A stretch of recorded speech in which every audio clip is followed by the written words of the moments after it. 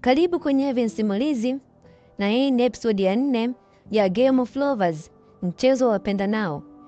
Usisahau kusubscribe ili uwe kwanza kupata simulizi zetu. Pia share kwa wengine ili nao waenjoy simulizi zetu. Pia like kama mpenda simulizi hii.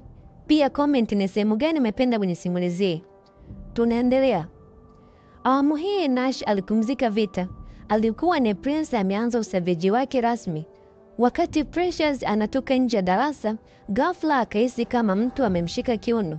Mara ghafla binvu mtu kala kofi.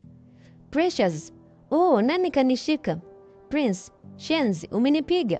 Precious, "He, umepigwa baba. Nani amekuomba unishike bila ridhaa yangu?" Baadhi ya wanafunzi walikuwa wakirekodi tukio mwanzo mwisho. Baada ya hapo, Precious alienda kumfuata Princess. Punde si punde, Prince alienda kwenye begi la Precious na kutoa vitu na kuvitapanya. Pia alikuta pads akaziweka juu ya meza yake. Prince akiwa anafanya hayo, wanafunzi wengine walikuwa wakirekodi tukio zima. Precious akarudi class na kukuta ya kutokea ametokea.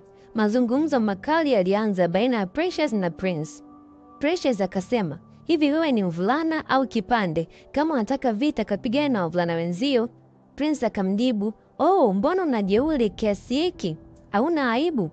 Precious akamjibu, "Kwa lipi? Kama ni pads mchumba wako na mama yako pia uvaa, kwa hiyo unitishi kwa lolote?" Ghafla mwalimu akaingia darasani. "Mwalimu, attention please." Wanafunzi, "Okay sir." Mwalimu akawaambia, "Kama mnavyojua wiki hii mnabidi mwende project. Kwa hiyo leo nimekuja kuelezea zaidi kuhusu project game.